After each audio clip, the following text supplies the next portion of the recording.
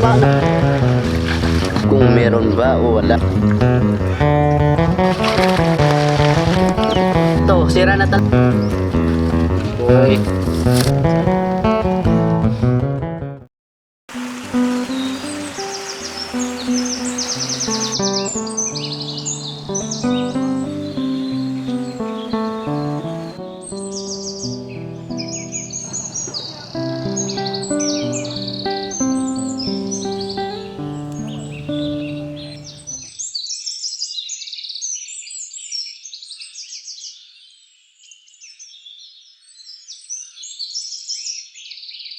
Kung nakikita nyo makalab yung ating bubo talaga, ngayon ay itataan natin yan at gamit yung lalagyan din natin ng pain. Ito yung pain natin, Kuya Mas. Kuya Mas po yung tawag dito sa amin sa Bisaya. Iwan ko sa iba, tangkara. Basta sa amin Kuya Mas. So ngayon ay magsimula na tayo, tara.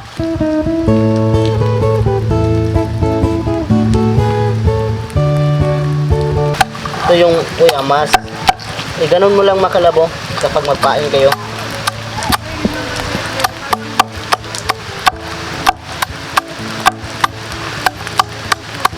Tapos dito mo lalagay.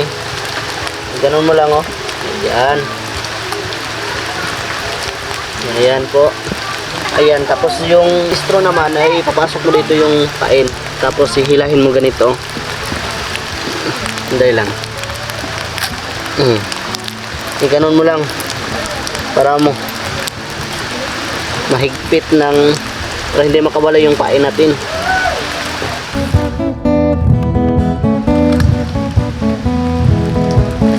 Tapos ganun mo lang makalabo. Iyay, putol. Ganun lang natin dito.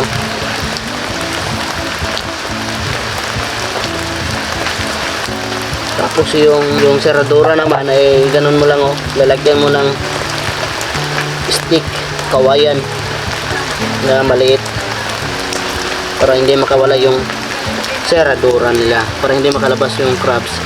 Yan na po yung itsura.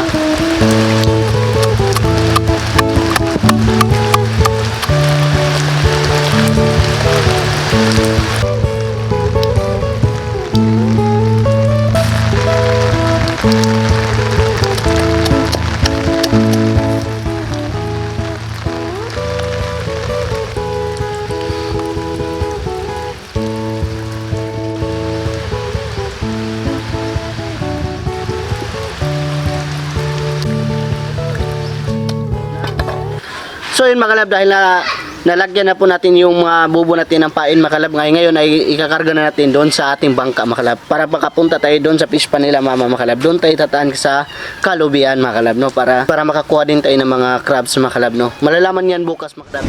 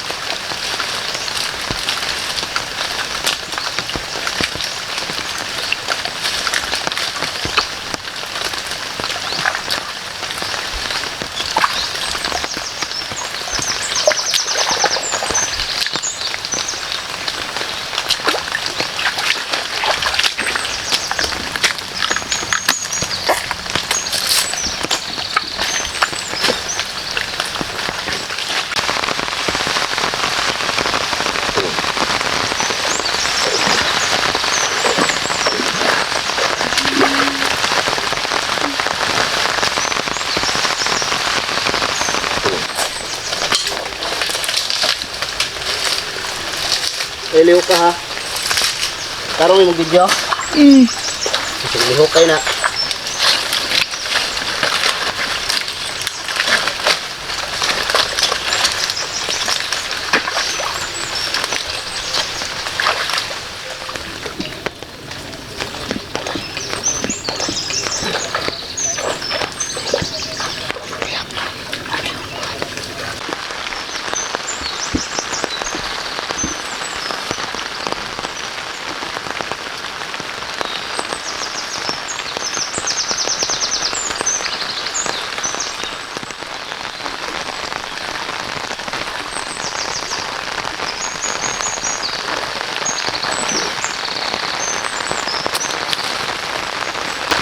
Ayan mga kalab, malakas talaga yung ulan mga kalab, timing.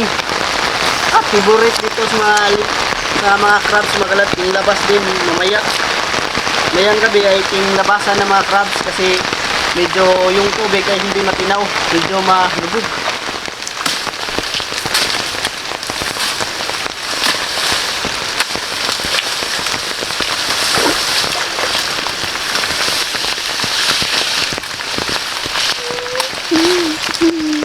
Ayun, ibauwan.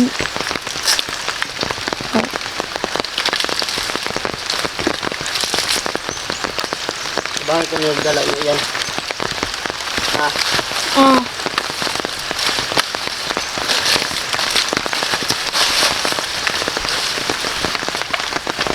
Ay, pagluwag ba?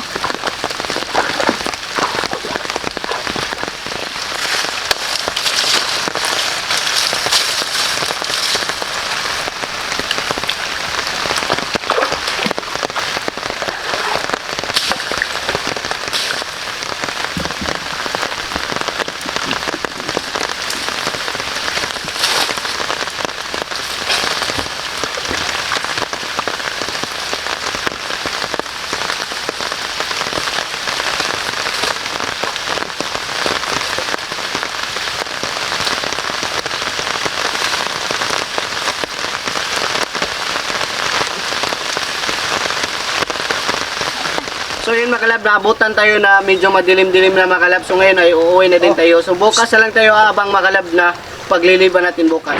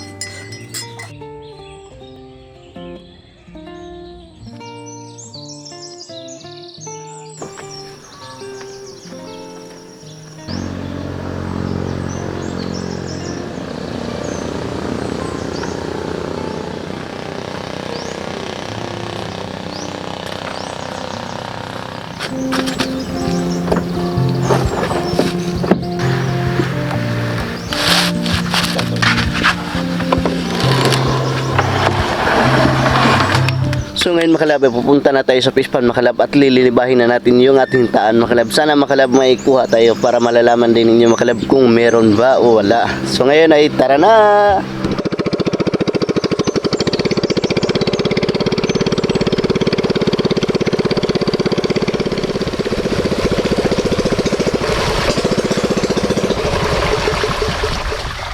So yun makalab, nandito na tayo sa fish pond makalab nila mama makalab. So ngayon ay lililibahin na natin yung ating taan makalab. Sana makalab may makuha tayo na mga crabs para doon natin ilalagay sa ating fish pond makalab. At kung mayroon na mga malaki, pwede din natin ibibenta para makabili din tayo ng panggasolina.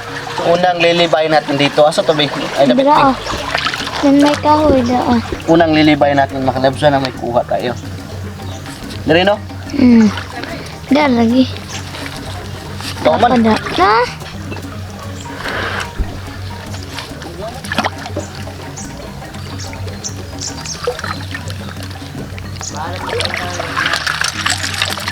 Nantay ko. Dari na. May huli pero maliit.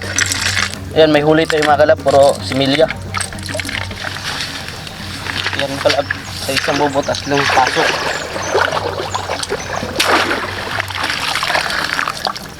Ayan. 3 at 2. Nagmay.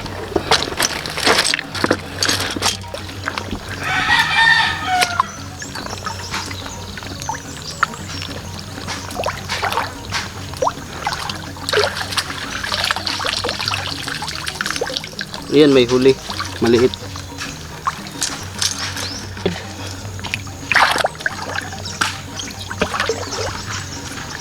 At na may ibis yung luksos kilid.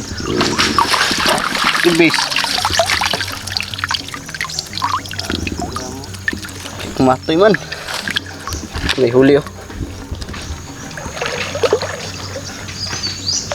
Lawa mo dahil no?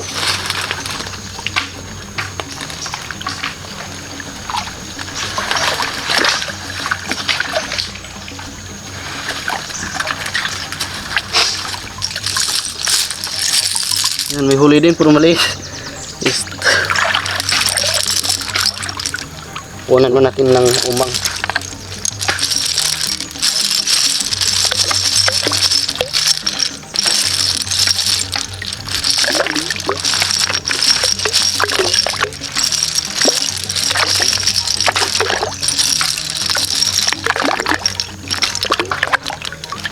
Yan. Sigong layo.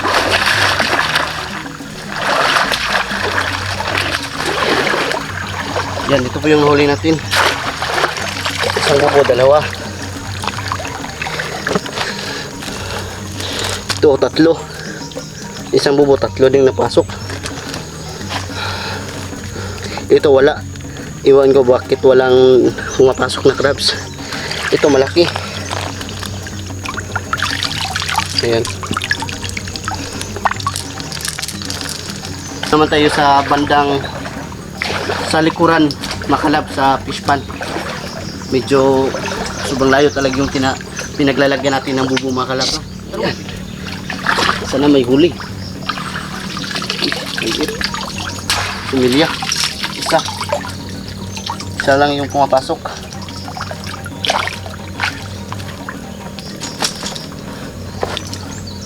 Doon tayo sa iba. Baka makahuli tayo doon. Dali. Doon sa tubig.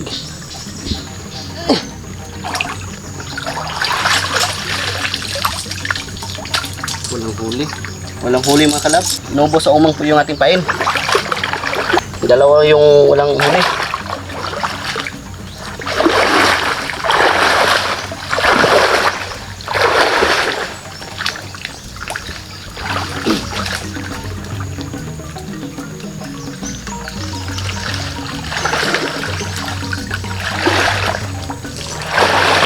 Wala ding huli. Wala. 0 din, 0.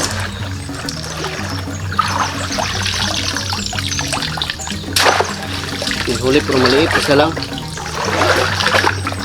Ibang mga crabs hindi pumapasok kasi hindi naabutan ko yung ating taan ng mga tubig. Kaya hindi pumapasok yung iba. Pero ipagpatuloy pa rin natin makalab yung pagliliban ng ating bubo. Abang-abang kayo.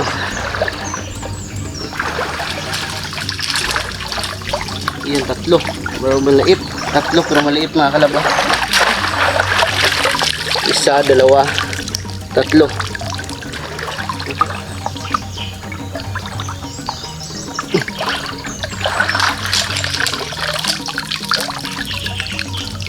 Maliit. Similya.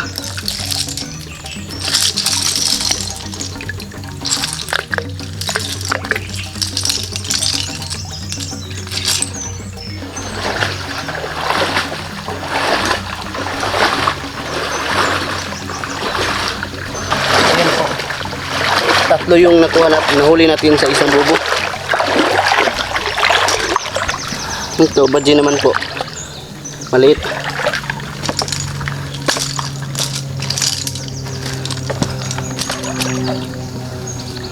Ito, sa isang bubo naman ang pumapasok ay 5. Yung tignan nyo may butas pa, ililipat na natin sa kabilang bubo para hindi makawala.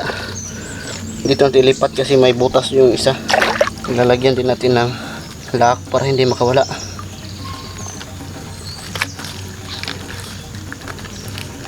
Hindi na tayo mag-worry mga kalab na saan tayo bumili ng similya.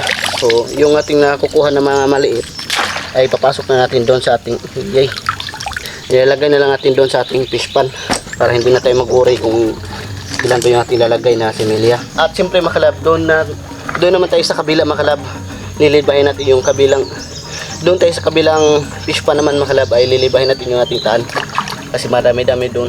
Tara.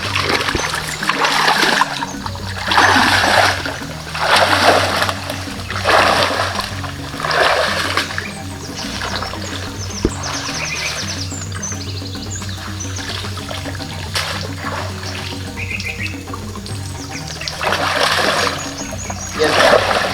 May huli. 3. Pero may butas na.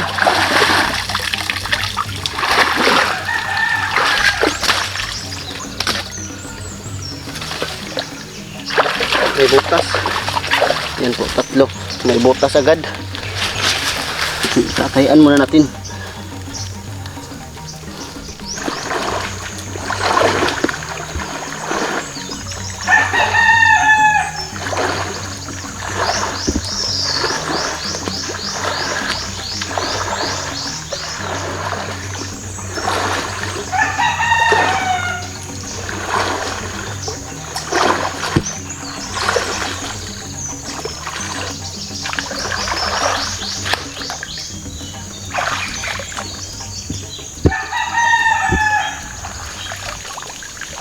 May huli din.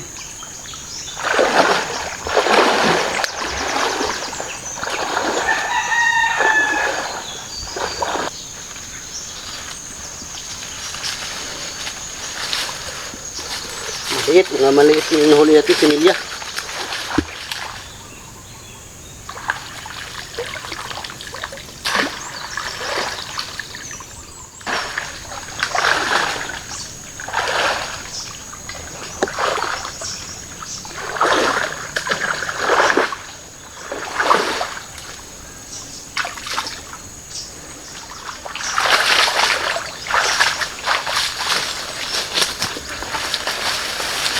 Ito mga kalab, walang kuha. Ayan. Binubutasan pala ng crabs. Oh. Tingnan nyo. Siguro laki na to yung nakapasok pero binutasan lang niya.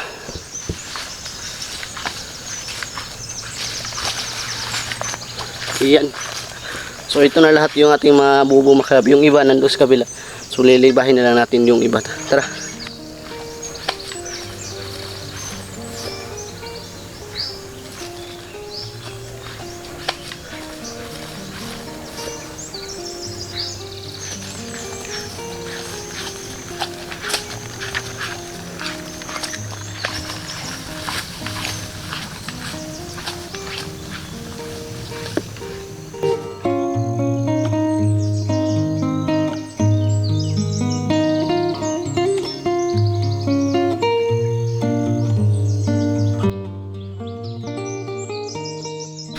Ka.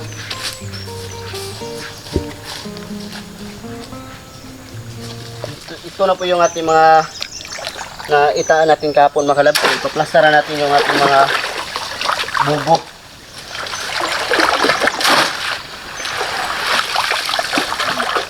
At ito naman yung iba mga kalab ay walang kuha. Medyo madami mga butas. Pinabutasan ng mga crabs. So dito naman natin nilalagay ko sa may likuran sa ating makina makalab. So ngayon makalab ay uuwi na din kami sa bandol makalab para mailipat na natin yung mga similya na nating nakuha makalab. So ngayon tara na, let's go!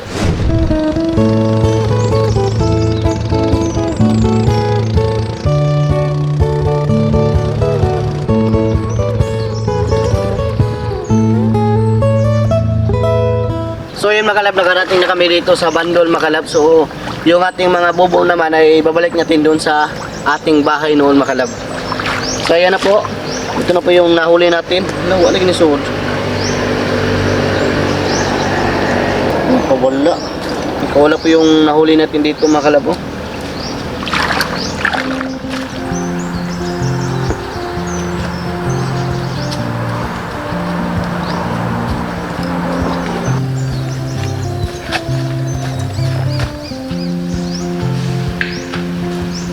Dali!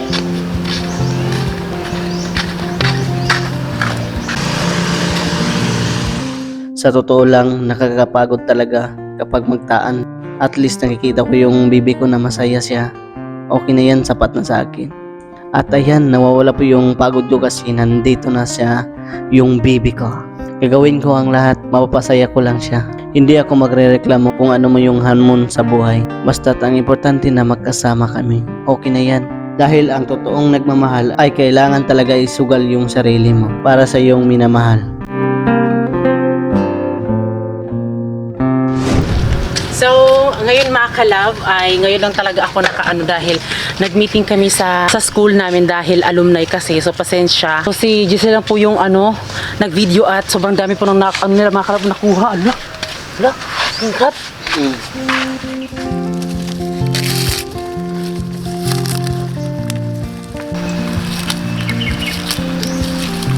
Sober balay.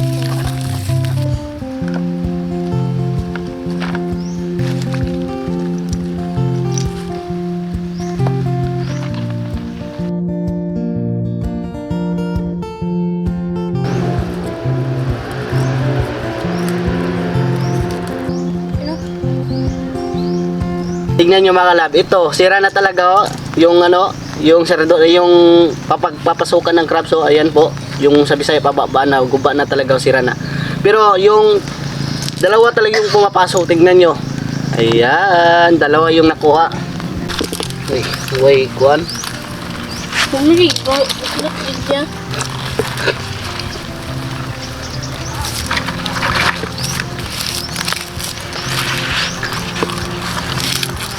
Dahil.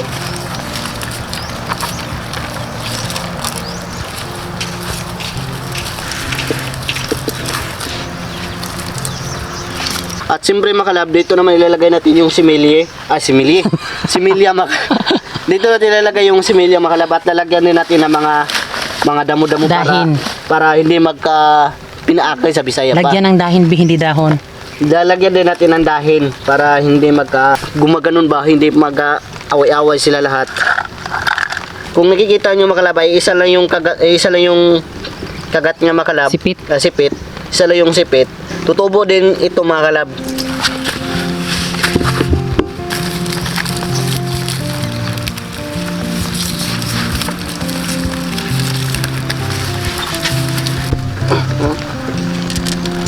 Wow. Ilan, B? Apat. Isang mubo apat. Kung ibibinta natin sa nagkahalaga ng 10 pesos, may 40 pesos ka na agad. Sa isang mubo lang, 40 pesos agad. Ayan.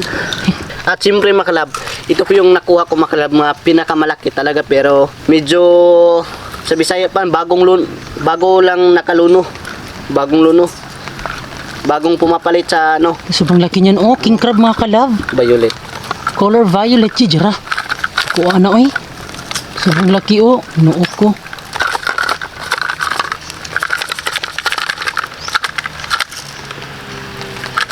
Yan yung mahirap. Kumakapit talaga siya, oh.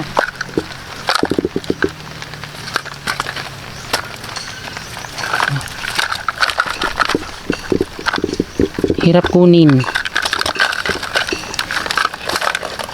Pura gino ko. Kita. Lo. Explain.